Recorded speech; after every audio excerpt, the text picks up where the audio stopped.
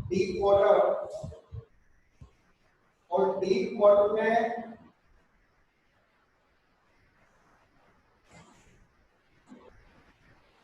कल अपन ने ये देखा था कि जो लेखक का वहां YMCA पुल पर अकेला क्यों बैठा हुआ था, दूसरे लोगों का वेट क्यों कर रहा था।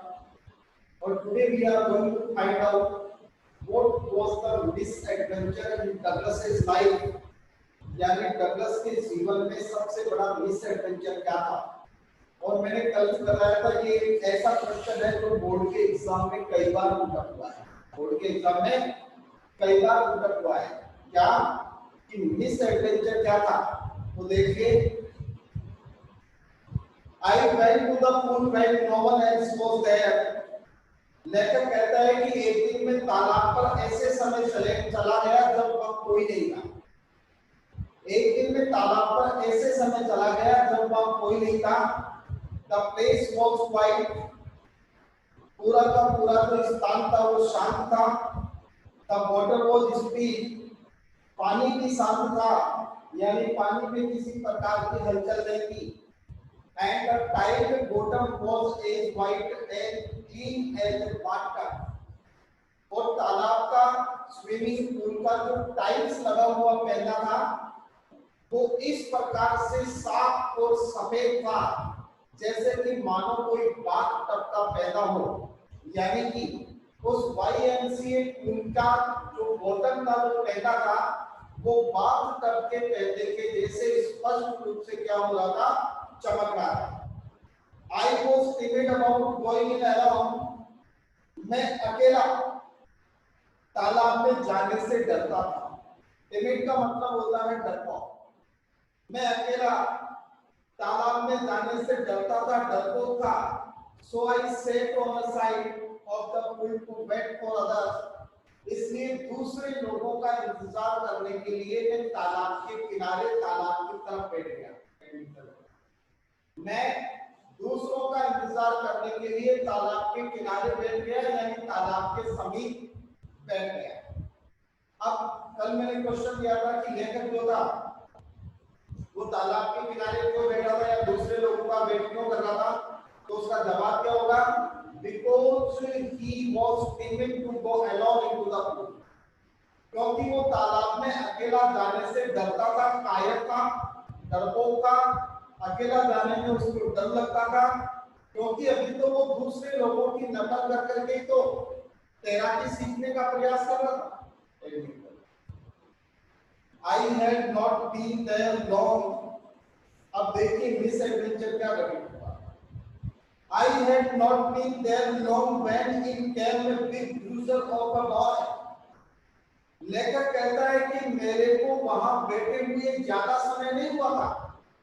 मैं तालाब के किनारे बैठा था, मुझे बैठे हुए ज्यादा समय नहीं हुआ था, तभी एक बिग ब्रूजर बॉय वहां आया। यानी कि तभी एक हष्ट-पुष्ट सा लड़का वहां पहुंचा, प्रोबेबली 18 इयर्स ओल्ड, शायद लगभग उसकी उम्र 18 साल की रही होगी। लेखक कहता है कि मैं तालाब के किनारे बैठा था, तालाब के किनारे बैठे हुए मेरे को ज्यादा समय नहीं हुआ था, तभी वहां एक हष्ट-पुष्ट सा लड़का आया। उसकी उम्र लगभग 18 साल के आसपास थी। He had thick hair on his chest, उसके सीने पर घने बाल थे। उसके सीने पर क्या थे, घने बाल थे। He was a beautiful physical specimen, और एक प्रकार से अपन ये कहें तो वह एक सुंदर शरीर का नमूना था। स्पेसिमेन का मतलब जानते हो ना, जिसको शो किया जाता है, दिखाया जाता है। आपको पता होगा, कई बार आपने देखा होगा स्पेसिमेन कॉपी आती है बुक्स की, वो काहे के लिए होती है, दिखाने के लिए लोग। तो सुंदर शरीर का ऐसा नमूना था, कहने का मतलब उसका शरीर इतना सुंदर था, बॉडी इतनी सुंदर थी कि दूसरे लोगों को दिखाकर ये कहा जा सकता है कि सुंदर बॉडी हो तो ऐसी। समझ में आई बात? यानी कि वो लड़का लगभग 18 साल का रहा होगा, लगभग 18 साल की उम्र थी, हष्ट-पुष्ट था, सीने के ऊपर बाल थे, उसका शरीर सुंदर शरीर का नमूना था, with legs and arms that showed rippling muscles, और उसके भुजाओं पर, उसकी जो आर्म्स की भुजाएं और उसकी जो लेग्स की पाम, उनकी मसल्स रिपलिंग मसल्स थी, यानी लहराती हुई मसल्स। कहने का मतलब उसकी जो मसल्स थी वो दूर से हिलती थी, कहने का मतलब हिलती हुई दिखती थी। और मसल्स किसके होती है? जो मांसपेशियां होती है। आपने देखा होगा कई बहुत सारे जो बॉडी बिल्डर होते हैं, उनकी मसल्स दूर से दिखती है,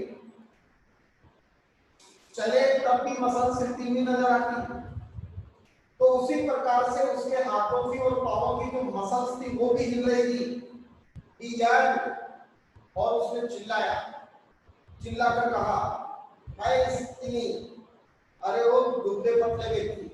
कहने का मतलब, कहते हैं वो टिड्डी पहलवान, जो ज्यादा ज्यादा दुबला पतला होता है, उसको हमारे गांव में कहते हैं वो टिड्डी पहलवान बेटिया, ज्यादा कमजोर शरीर वाले। तो वैसे उसको क्या कह रहे हैं? Skinny, how would you like to be dark? तालाब में डुबकी लगाना कैसा लगता है तुझे? घटना समझ में आ गई? तालाब में डुबकी लगाना कैसा लगता है? With that he picked me up and tossed me into the deep end. ये कहते हुए उसने मुझे पकड़ लिया और पकड़कर जो गहरा वाला इलाका था, 9 फीट की गहराई वाला किनारा, उठाकर वहां फेंक दिया पानी में। किसने? उस लड़के ने मेरे को फेंक दिया। इसको लेकर जो क्या कर रहा था? दूसरे लोगों का इंतजार कर रहा था, क्योंकि अकेले को तालाब में डर लगता, दूसरों की नकल कर करके सीख रहा था। अब थोड़ा सा अपन इसको वापस लेकर चल रहे हैं। क्या हुआ? एक दिन लेकर तालाब पर उस समय चला गया जब तालाब में कोई नहीं था, क्योंकि लेकर को अकेले तालाब में जाने से डर लगता था, इसलिए वो तालाब के किनारे बैठा था, दूसरे लोगों का इंतजार कर रहा था। तभी एक लगभग 18 साल की उम्र का सुंदर शरीर के नमूने वाला अष्टपुष्ट जिस व्यक्ति, जिसके सीने पर घने बाल थे, वो लड़का वहां आ गया और आकर उसने कहा, इसको कहा, लेकर को कहा, अरे वो दुबले पतले लड़के ये को बेटा है, तालाब में डुबकी लगाना अच्छा नहीं लगता क्या? और ऐसे कहते हुए उसको पकड़कर उठाकर तालाब में फेंक दिया। यानी कि उसने पूछा कि तुझे तैरना कैसा लगता है? वो बेचारा जवाब ही नहीं दे पाया, उससे पहले तो उठाकर फेंक दिया। वो कहता है, I landed in a sitting position. दोस्तों, मैं तो बैठा ही नीचे जाने लगा, क्योंकि वो आलम की पालकी लगाकर बैठा, किनारे कैसे बैठा था? आलम की पालकी लगाकर, और ऐसा का ऐसा उठाकर फेंक दिया। तो उसके तो पानी नहीं खुले बेचारे के, आलम की पालकी बारे पानी में जाने लगा। तो वो कह रहा है कि I landed in the sitting position, मैं तो बैठा ही नीचे जाने लगा। स्वैलोड वाटर, पानी आया मुंह में, उसको निकल गया। And went at once to the bottom, और तुरंत पहले की तरफ रवाना हो गया। ध्यान देना, 2 क्वेश्चन बनेंगे, बहुत इंपॉर्टेंट क्वेश्चन। एक तो यदि मैं ये कहूं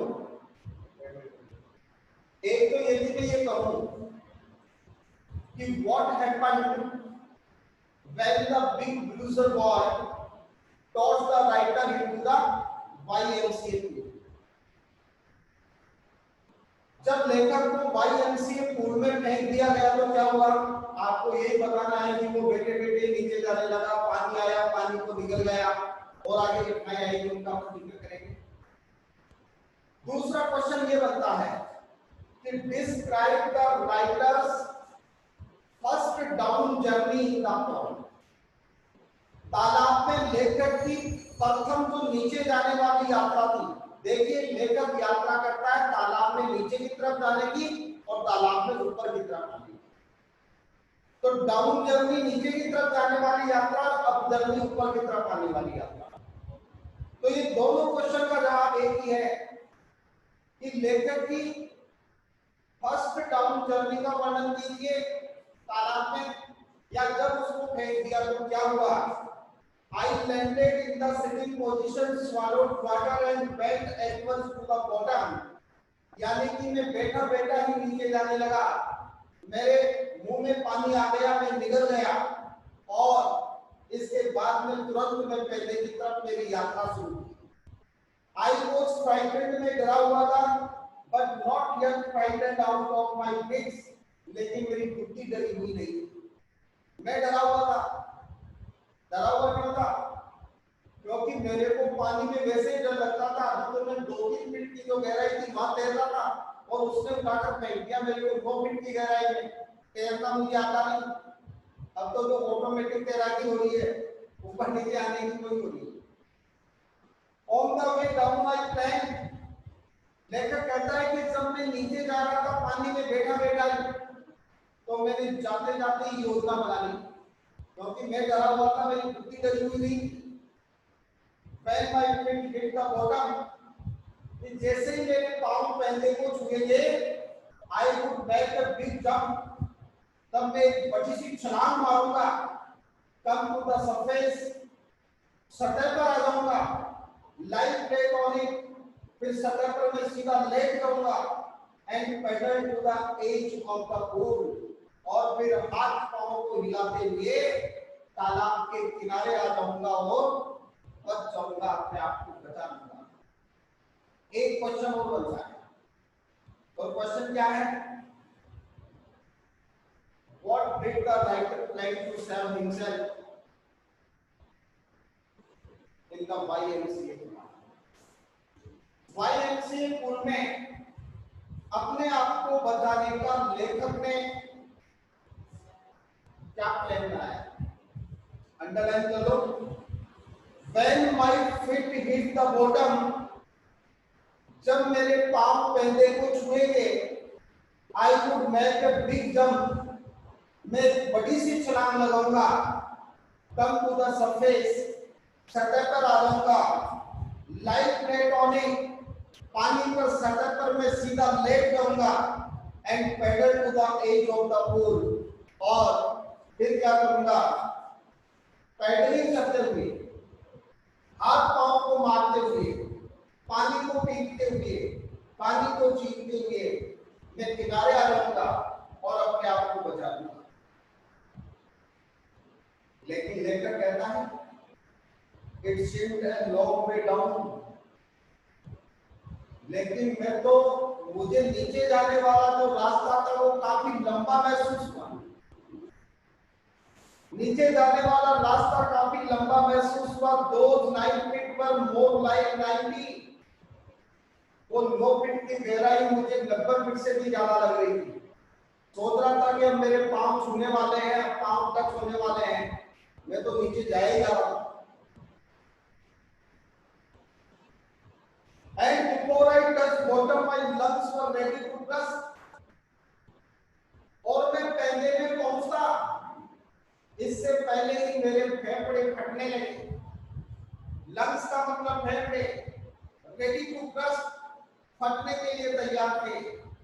but when my feet hit bottom, लेकिन जैसे ही मेरे पांवों ने बॉटम को टच किया, आई समन्ड ऑल माय स्ट्रेंथ, मैंने अपनी पूरी ताकत को जुटाई और अपनी पूरी ताकत के साथ मैं what I thought was a great spring of words, जैसे कि मैंने सोचा था, अपनी पूरी ताकत के साथ मैंने ऊपर की तरफ छलांग लगाई। अब देखिए, ऊपर की तरफ छलांग लगाने के बाद में लेखक की जर्नी कौन सी हो जाएगी? Up journey. तो अप जर्नी में क्या हुआ? I imagined I would walk to the surface like a cock, सोचा तो मैंने ये था, कॉक होती है ना, कॉक, बॉटल के ऊपर ढक लगा हुआ होता है, कई बार कॉक की बॉल भी होती है और उसको आप पानी में फेंकते हैं, तो जितनी तेज आप फेंकते हैं उससे ज्यादा रफ्तार के साथ वो वापस ऊपर आती है नहीं आती। तो लेखक ने कहा कि मैंने कल्पना तो की थी कि मैं कॉक के समान ऊपर आ जाऊंगा, यानी कि मैंने अपनी ताकत से जंप लगाया था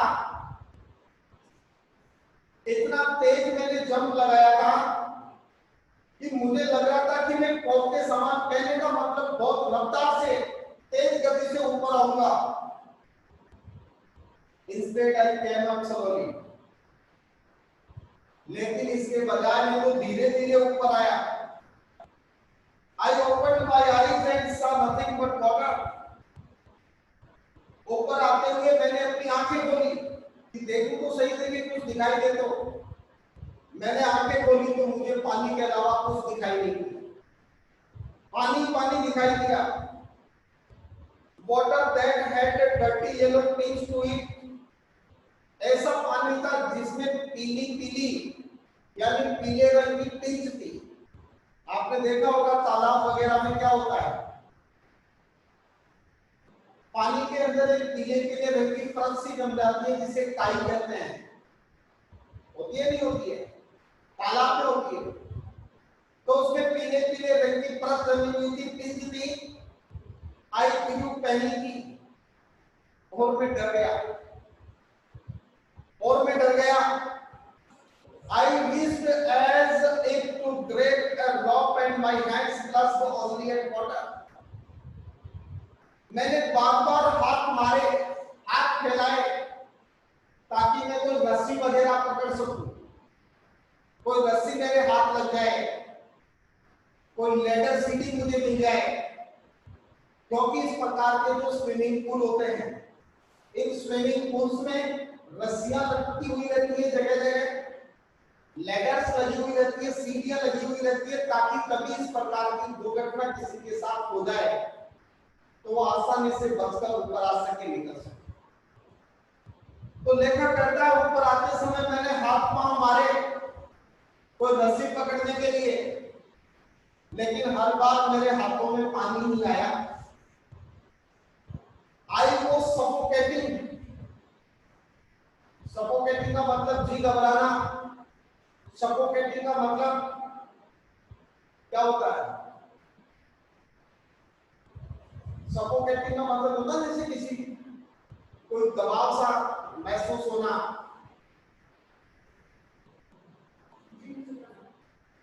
जी घबराना क्या?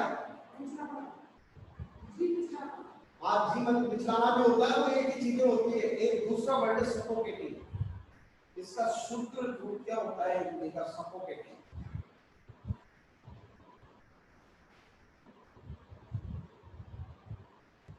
अभी मैं बताता हूँ आपको कंफर्म करके, वैसे यही होता है, जी मतलाना, अच्छा नहीं करना। तो मैं सफोकेटिंग महसूस कर रहा था। I tried to yell but no sound came out. मैंने चिल्लाने का प्रयास किया लेकिन मेरे गले से कोई आवाज नहीं निकली।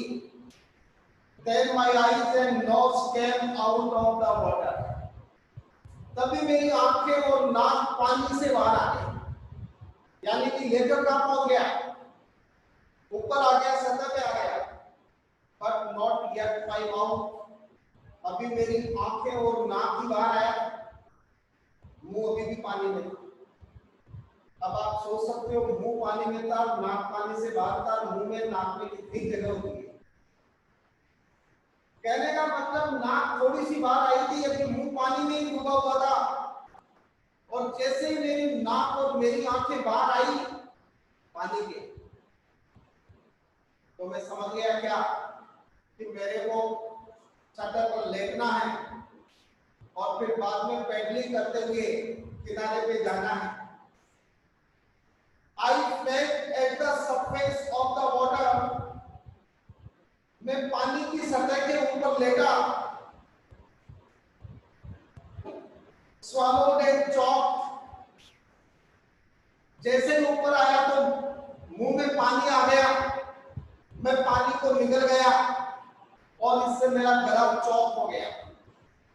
I tried to bring my legs up. मैंने सोचा कि ऊपर आ गया तो मैं टांगों को ऊपर खींच लूं, लेट जाऊं। तो मैंने अपनी टांगों को ऊपर खींचने का प्रयास किया, but they hung a straight back, paralyzed and rigid. लेकिन मेरी टांगें तो ऊपर आई नहीं रही थी, वो तो ऐसे लटकी हुई थी जैसे कोई मुर्दे की मरी हुई टांगें हो, कठोर हो गई।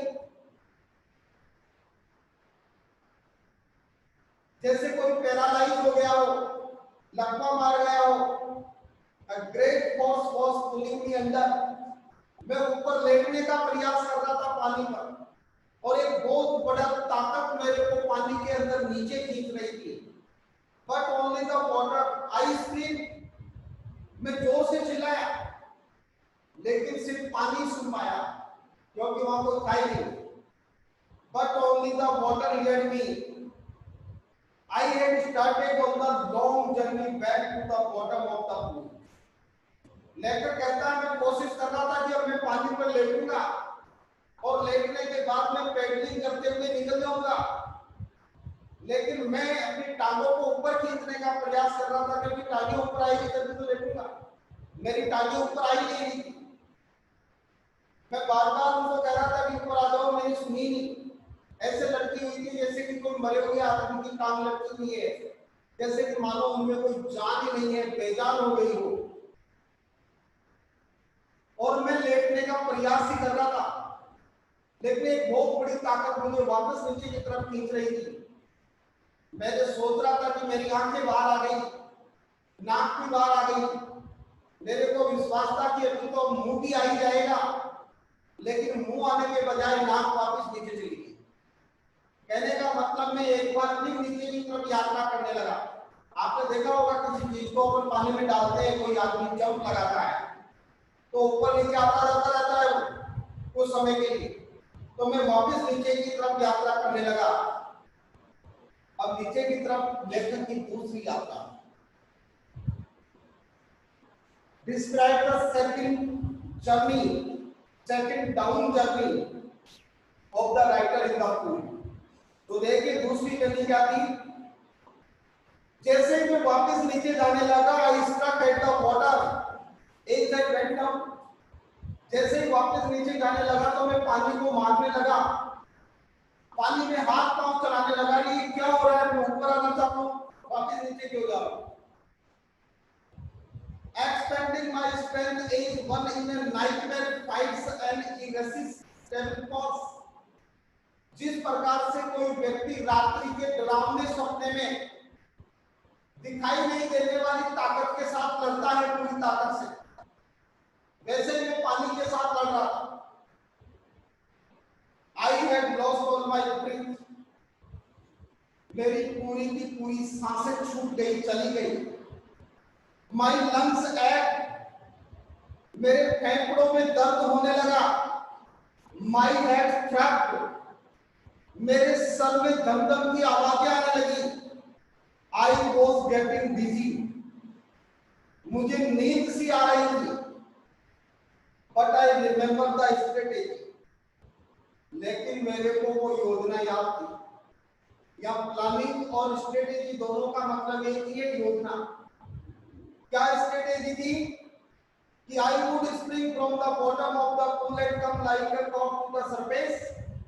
मेरे को याद था कि पहले में पहुंचते ही मैं जोर से छलांग मारूंगा, कोक के समान पानी के सतह पे आ जाऊंगा। I would lie flat on the water, strike out with my arms and thrust with my legs। और पानी की सतह पर आते ही मैं पानी पर लेट जाऊंगा, फिर हाथों से और पांवों से पानी को थ्रस्ट करूंगा, यानी कि और हाथों से पानी को स्ट्राइक करूंगा, हाथों से पानी को मारूंगा और पांवों से पानी को पीछे की तरफ धकेलूंगा। और इस प्रकार से क्या होगा, then I would get the edge of the pool and the safe। यानी इस प्रकार मैं तालाब के किनारे पहुंच जाऊंगा और सुरक्षित हो जाऊंगा, किसी प्रकार की कोई दिक्कत नहीं आएगी। I went down endlessly। लेकिन मैं तो बिना अंत के नीचे की तरफ जाए ही जा रहा था। नीचे जाने का कोई अंत ही नहीं हुआ। I opened my eyes। तभी मैंने अपनी आंखें खोली। Nothing but water with yellow glow, dark water with one could not see through। मुझे कुछ नहीं दिखाई दिया, सिर्फ पीले पीले रंग का पानी दिखाई दिया। ऐसा काले काले रंग का पानी दिखाई दिया जिसके अंदर से किसी को कुछ भी नजर नहीं आ रहा था। अंडरलाइन कर ले इसको। और इसके बाद एक बार इसका क्वेश्चन लिख लें।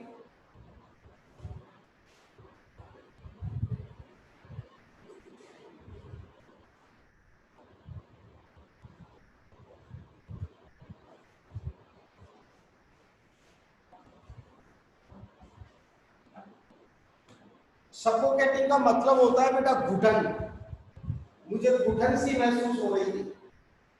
अब आप एक बार इसकी क्वेश्चन लिखिए, what was the miss adventure.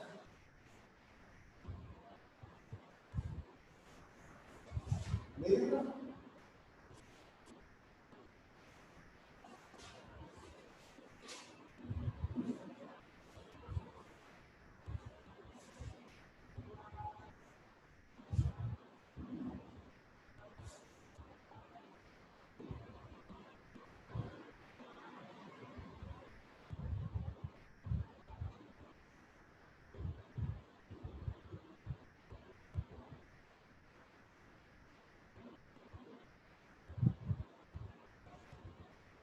Douglas के जीवन में मिस एडवेंचर क्या था? What was the miss adventure in Douglas life? Douglas के जीवन में मिस एडवेंचर क्या था?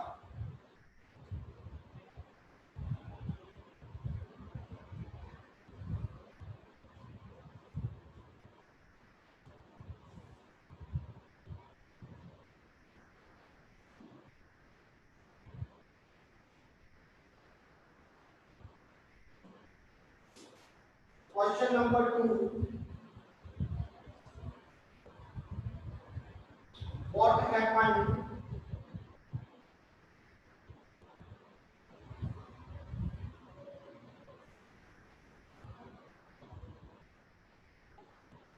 when the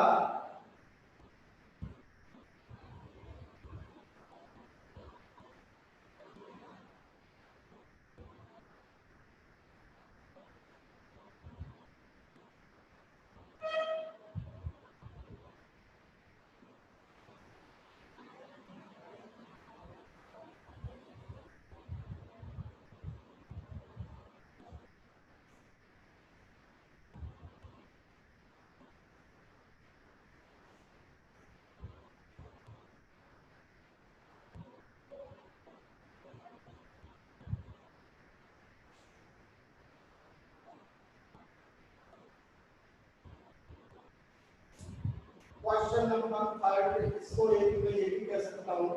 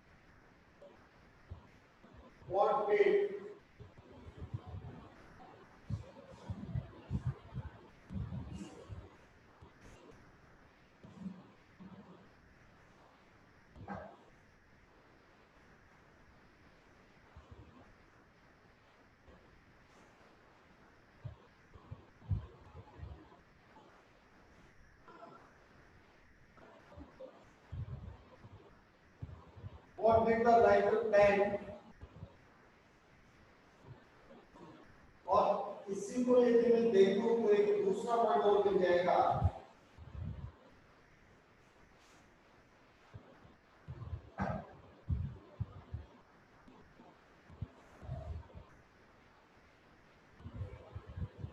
what was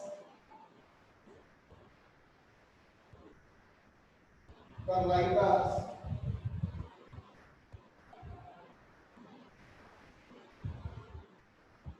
strategy?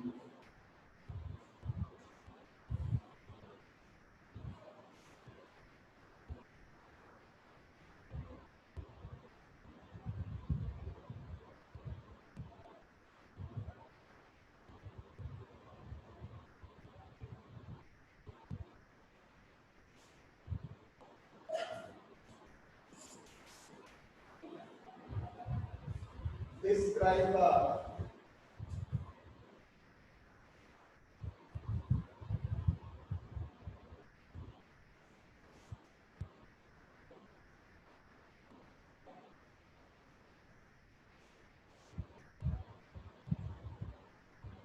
Second down terminal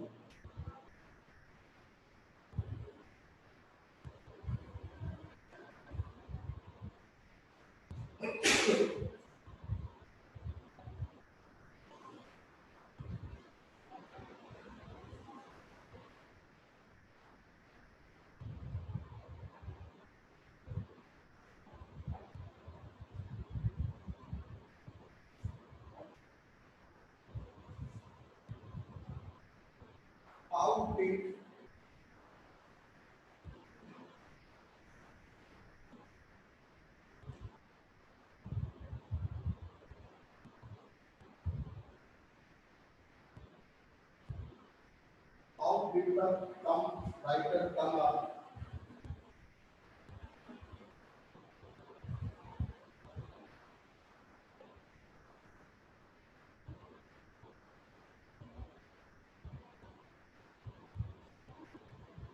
When he jumped upwards,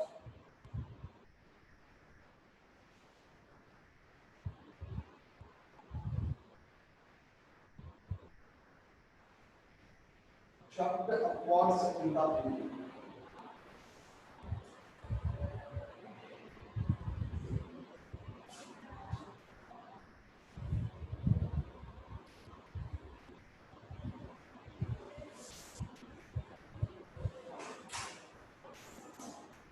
बेटा सबसे पहले आपको इसका स्क्रीनशॉट लेना है,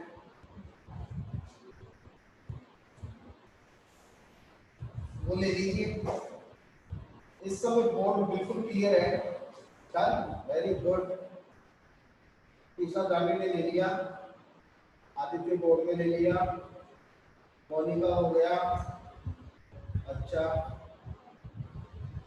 अब कोई डाउट हो तो पूछ लो, मैं तुम्हें सिर्फ 1 मिनट का टाइम दूंगा। You can ask me any doubts if you have. यदि डाउट है तो पूछिए, और डाउट नहीं है तो आप लिखिए कमेंट में नो डाउट। जल्दी कीजिए। विकी शर्मा को कोई डाउट नहीं है, मोनिका को डाउट नहीं है, अजय चौधरी को डाउट नहीं है, धर्मेंद्र को भी डाउट नहीं है। जल्दी जल्दी चलो बेटा, टाइम हो रहा है। अमन जाट को भी कोई डाउट नहीं है, प्रीत शर्मा को डाउट नहीं है, ईसा जानी को भी डाउट नहीं है।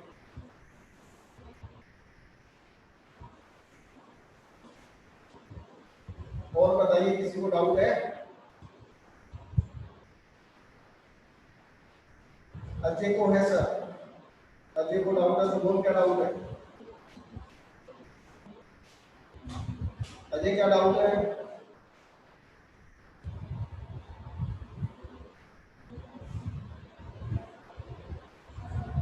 अजय को तो कोई डाउट नहीं है।